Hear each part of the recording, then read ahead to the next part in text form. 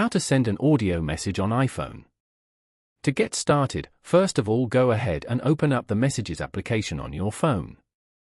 The Messages app on iPhone allows users to send and receive text messages, photos, videos, and other media with other iPhone users via iMessage or with non-Apple devices via SMS or MMS.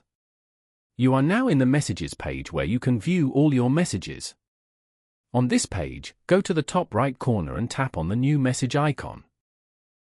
Here, type in the name of the people you want to send the message to. You can select more than one person if you want. After selecting, go to the text bar below and tap on the audio message icon on the right.